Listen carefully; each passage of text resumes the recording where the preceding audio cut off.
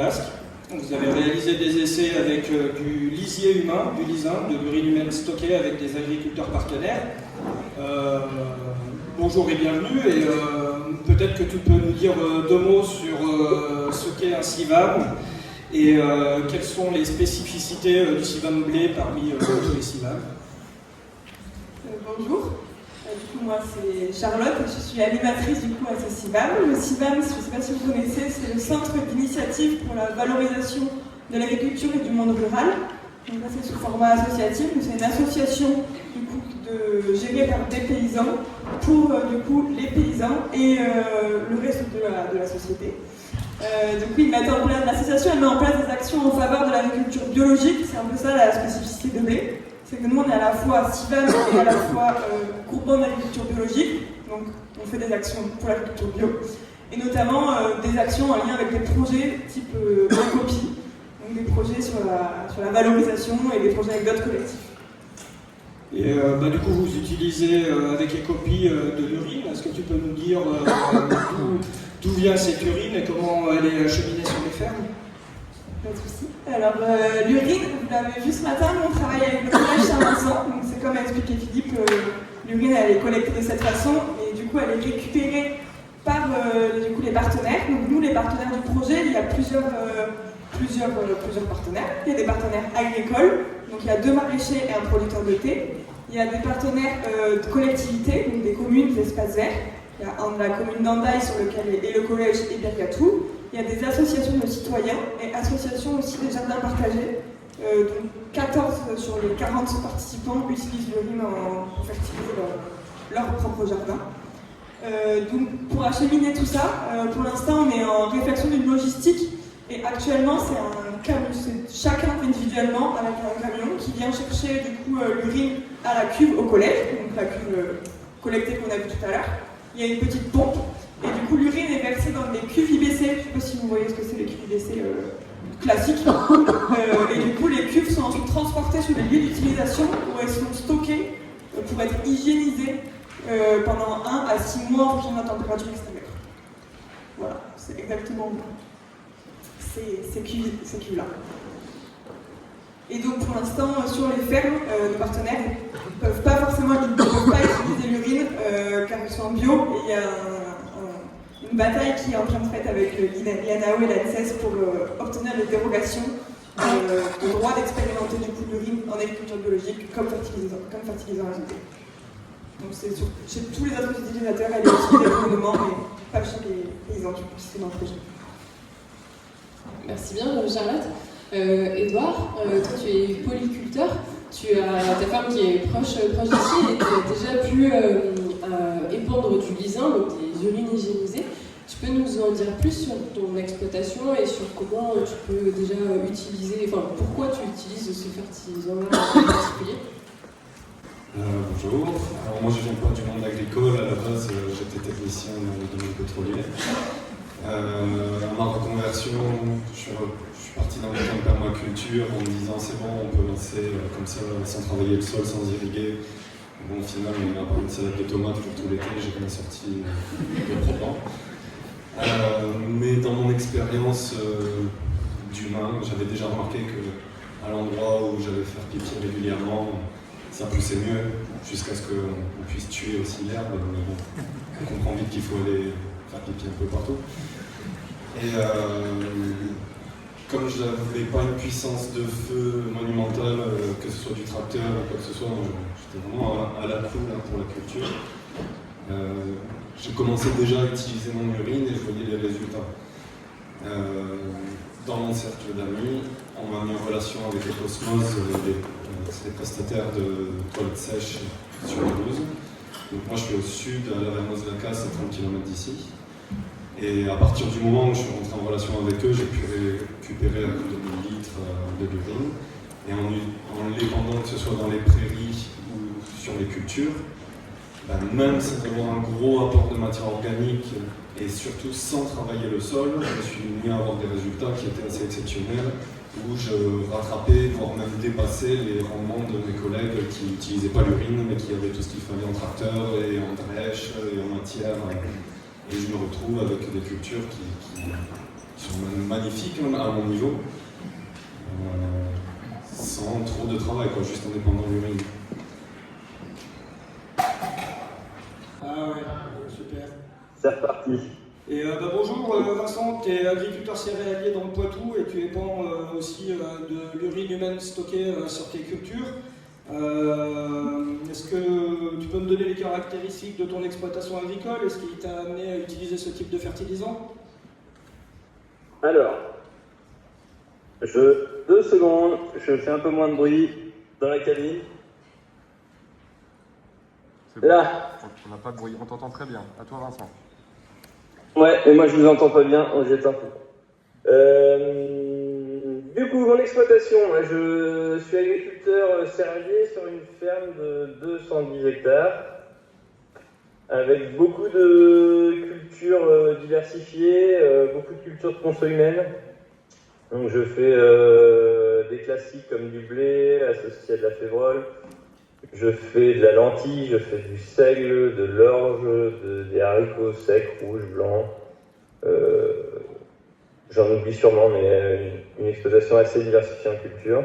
Et j'ai la chance d'avoir un peu d'irrigation qui me permet de produire les cultures, notamment de haricots, qui ont besoin d'eau sur leur cycle de production.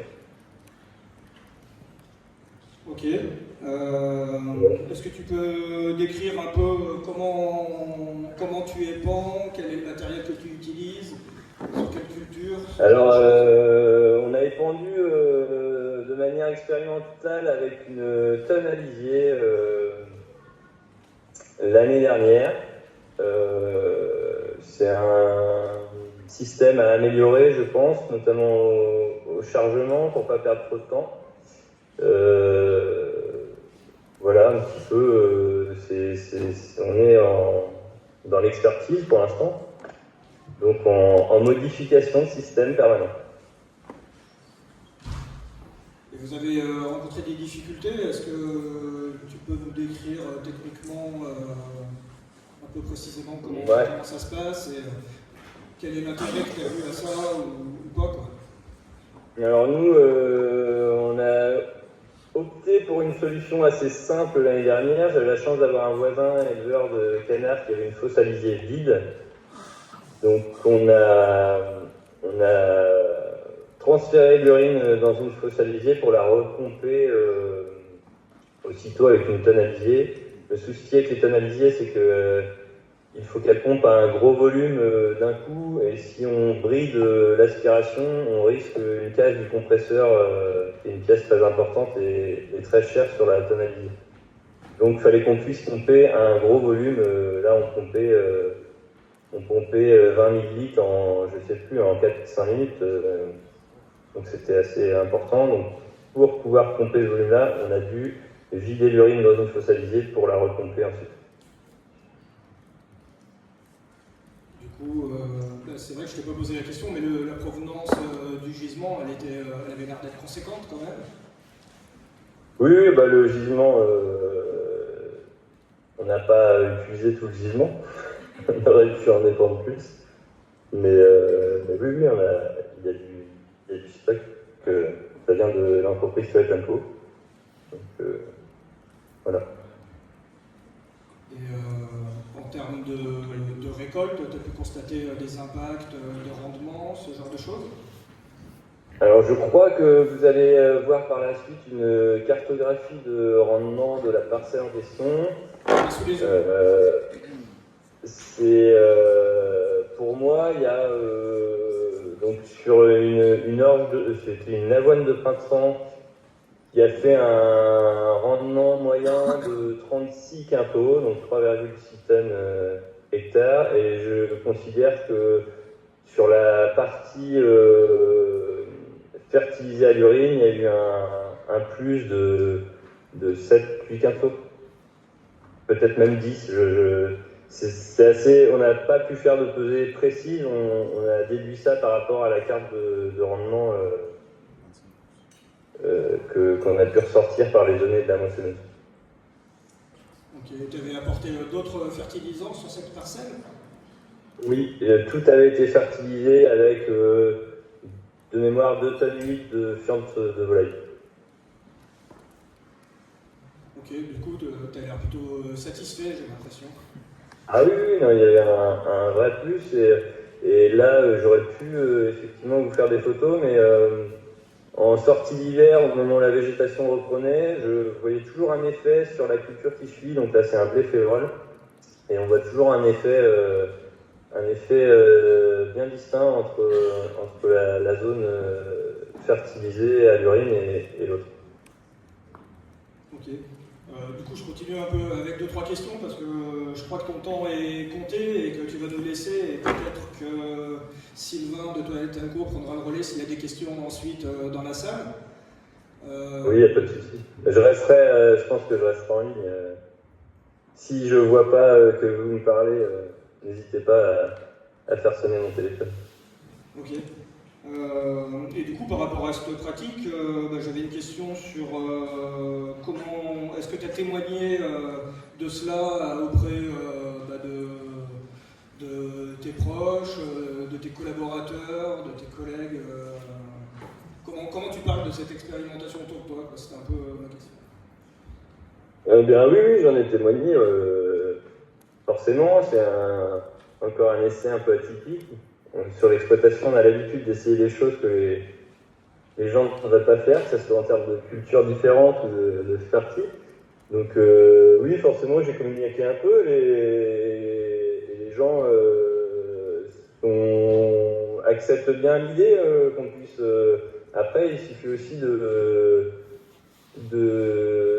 d'ouvrir le débat et de discuter avec les gens, leur expliquer que vaut peut-être mieux utiliser l'urine pour fertiliser une parcelle plutôt que...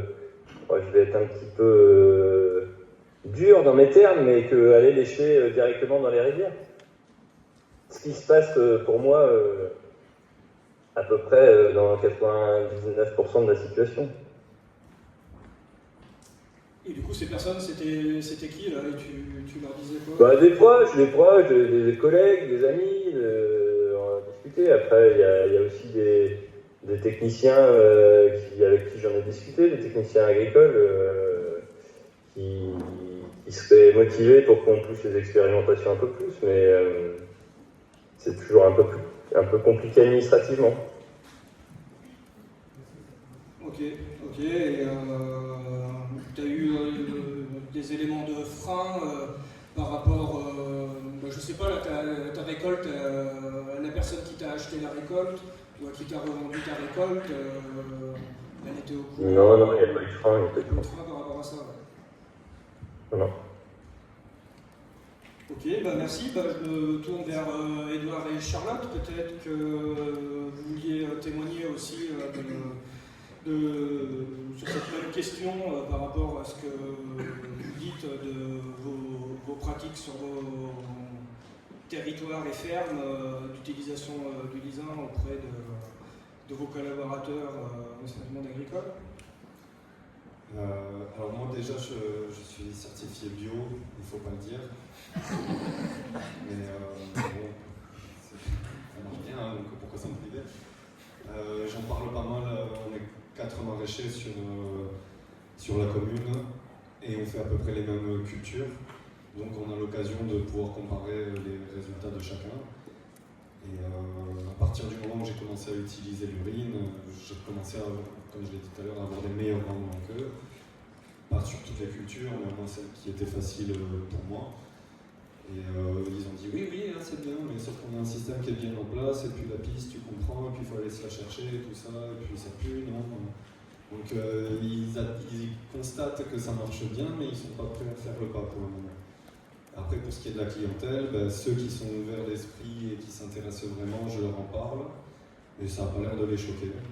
Les autres, ceux que je vois qui sont un peu bloqués, je n'aborde pas le sujet spécialement. Et après, quand on me pose la question de mais qu'est-ce qu'on va retrouver dans l'urine, moi je leur dis arrêtez de fumer, arrêtez de consommer n'importe comment. Et après, on se posera la question de qu'est-ce qu'on retrouve dans les légumes ou pas. En tout cas, moi je les mange tous les jours, ma fille aussi. Et il n'y a pas de problème vis-à-vis de ça.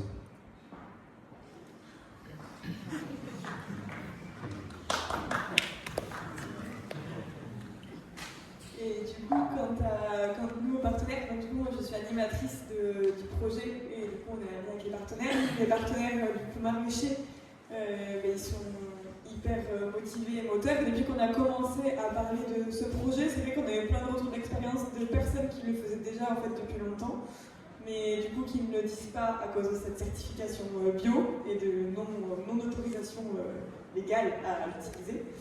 Mais les personnes qui ont fait des retours, ça marche super bien. Et du coup, nous, pour les partenaires qui l'utilisent déjà, du coup, les jardins partagés, c'est des citoyens qui viennent l'utiliser dans leur jardin. Et pour ceux qui l'utilisent, ils sont à fond, il n'y avait pas de problème sur ça. Mais par contre, pour les autres, du coup, ça éveille la curiosité des personnes qui sont à côté, qui viennent voir un peu le jardin d'à côté en se disant qu'est-ce que tu fais, tout ça. Et il y a eu quand même les questions de l'odeur. On a quand même eu des personnes qui sont venues nous dire que ça sentait fort. Mais ce à quoi les personnes qui utilisent l'urine sont hyper prêts à répondre, à expliquer pourquoi, et en disant que c'est naturel, que quand on fait pipi dans les toilettes, ça a la même odeur aussi. Et du coup, voilà, mais il y a pas mal de freins à ce niveau-là, mais au niveau agricole, on a rencontré moins de freins. Les personnes qui se sont engagées dans le projet étaient tout de suite très motivées.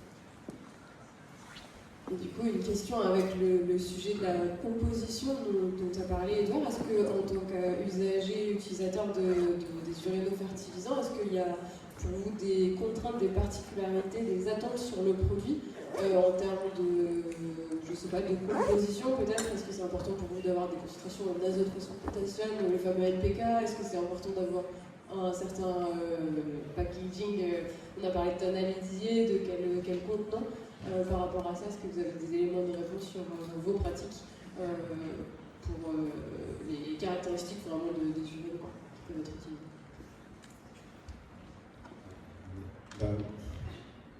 Moi j'utilise un injecteur Venturi, donc pendant que j'envoie mon eau, automatiquement par un effet physique, ça aspire l'urine dans mon eau. Donc c'est ce qu'on voit à droite là. Donc je remplis mon bidon d'urine et avec ces asperceurs qui sont en basse pression, qui font des grosses gouttes, qui vaporisent assez peu, j'envoie mon urine diluée directement sur mes cultures. Moi je fais tout au nez à l'œil, c'est-à-dire qu'une culture qui me semble pas bien verte, je lui envoie 50 litres d'entraîne. Et comme je sais que mes asperceurs ils passent pas plus d'1 mètre cubeur et qu'il va me falloir une bonne heure et demie sans problème pour envoyer la quantité d'urine, je sais que j'ai une bonne dilution qui ne va pas brûler mes plantes derrière. Après ça, j'attends 3-4 jours. Si les plantes n'ont pas réagi, je remets une dose. Et quand à la couleur elles sont belles, j'arrête de leur en mettre. C'est pas très scientifique, mais ça marche bien pour moi en tout cas. Pour ce qui est de la composition, apparemment c'est un engrais complet, surtout de l'azote, mais il y a tout le reste aussi. Donc jusqu'à maintenant, je ne me suis pas trop posé la question parce qu'à chaque fois que j'ai envoyé, les légumes derrière ils ont réagi et ils ont donné fort. Il y avait une photo là où on voit quelques oignons. Ouais. Donc ça, j'avais fait une année sans urine sur 160 mètres carrés, oignons sur bâche, sans travail du sol et avec un tout petit apport de paille avant de mettre la bâche. Mon calibre moyen, c'était des bulbis d'oignons. Alors que l'année d'après, sur la même parcelle exactement, sans travailler le sol, sans enlever ma bâche, sans ajouter de matière, juste en envoyant de l'urine, j'ai sorti 300 kg d'oignons. J'avais pas mesuré la première année tellement c'était ridicule, mais mon calibre moyen, c'était plutôt la photo qu'on voit là. Donc au niveau des apports, je sais pas trop. Moi je vois que pour les légumes qui consomment pas des masses, ça marche très très fort. Après, est-ce qu'un jour j'aurai un problème d'un manque de phosphore ou quoi par rapport à d'autres engrais? Je peux pas répondre. Mais là, je suis très content. Et j'aimerais au sein du CIVAM, est-ce que vous avez envisagé des protocoles ou des choses pour la suite? Et du coup, on a mis en place des protocoles, des fiches de suivi, des gros protocoles juste pour savoir qui l'utilise, quand, comment, quelle dose, où ça. Et en termes de matériel, c'est assez diversifié en fonction des utilisateurs. Les jardiniers ils le font à l'arrosoir, la dilution se fait directement. Les autres utilisateurs, notamment les serres d'Andaï, l'utilisent, les serres, du coup, le salarié des serres municipales le fait carrément au tuyau d'arrosage comme ça. Et pour lui, il n'y a pas de souci, donc ça sent très bon.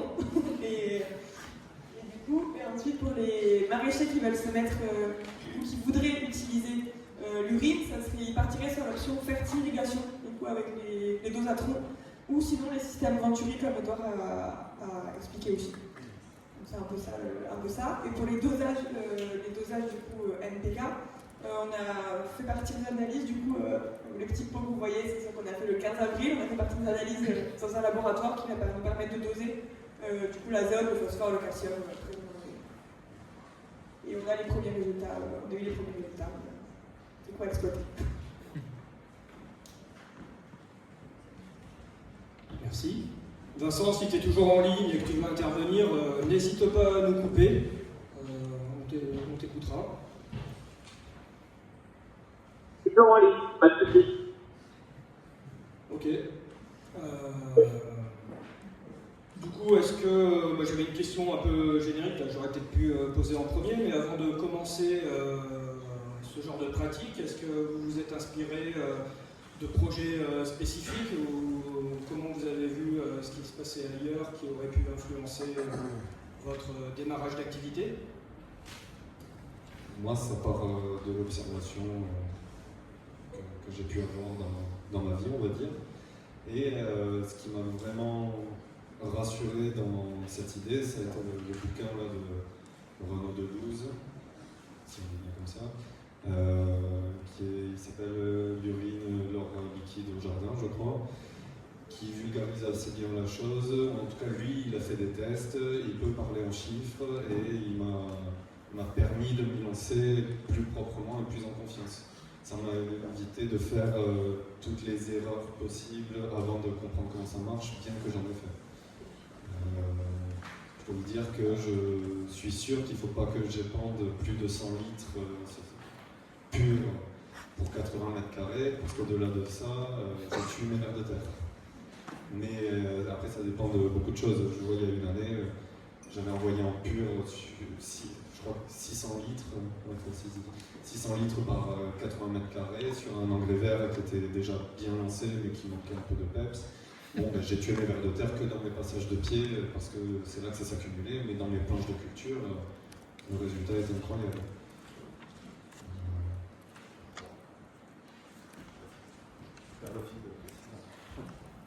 L'influence ou le fait d'observer d'autres pratiques ailleurs ou d'autres projets qui auraient permis d'inspirer vos pratiques. Le bouquin de Renaud. Voilà. Et du coup, pour nous, tout est parti du Collège Saint-Vincent qui est venu nous chercher, qui est venu nous proposer le partenariat. Et du coup, et notamment de ce fameux livre aussi, qu'on avait tous regardé, pour justement commencer les expérimentations. C'était vraiment bien d'avoir quelques données chiffrées, ce qui se fait déjà, savoir s'il fallait diluer ou pas aussi, c'était quand même une question importante. Donc ça a été un gros support. Et nous, au début aussi, on a aussi pris contact avec Louise Raguet, qui était là, notamment par rapport au projet en ville, notamment avec les Amapiens, et un peu pour savoir comment ça fonctionnait, et sur les questions notamment de logistique aussi.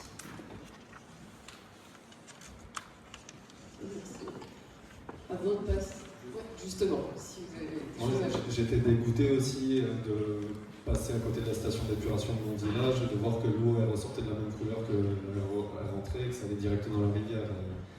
Il y a un petit pas aussi de mon côté pour dire on va arrêter de jeter ça et l'utiliser parce que ça va solutionner pas mal de choses pour tout le monde, pour toutes choses. Merci bien. On vous propose de maintenant participer en posant des questions. Alors, juste une petite précision pour participer et pour vous sentir assez libre de participer, on propose deux manières de fonctionner. En levant la main, et pour ça, on va faire passer un micro, on va vous demander de poser une seule question par personne, et on va prendre 3 questions à la suite, et après, comme ça, les intervenants vont pouvoir répondre à toute ou partie de ces questions. Donc ça, c'est la première mode de poser des questions en levant la main simplement. Deuxième manière, il y a une feuille et un stylo qui vont circuler. Comme ça, vous pouvez aussi écrire les questions que vous avez. On les dira après à l'oral pour que vous sentiez libre de participer. Voilà, c'est tout.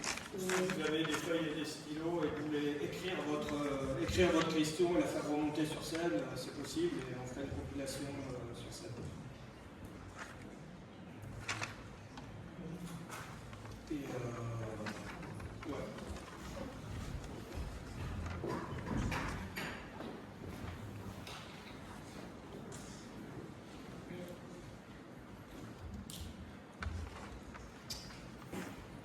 Oui, l'azote et le phosphore apportés par l'urine sont sous forme minérale, donc rapidement assimilables par les plantes. On est proche quand même de l'agriculture conventionnelle. Donc ma question est la suivante. Est-ce que tu as constaté des différences de goût quand tu apportes l'urine ou quand tu apportes juste de la matière organique compostée? Et par ailleurs, quel serait l'impact de cet apport minéral direct sur la pédologie, sur la qualité du sol?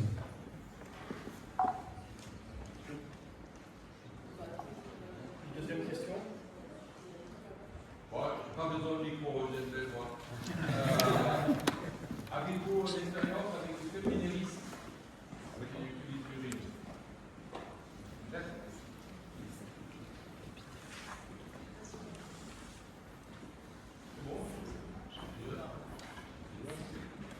Peut-être une troisième question, la troisième personne. Oui, j'ai une question. Bonjour. Je voulais savoir s'il y avait des contraintes de conservation pour l'urine.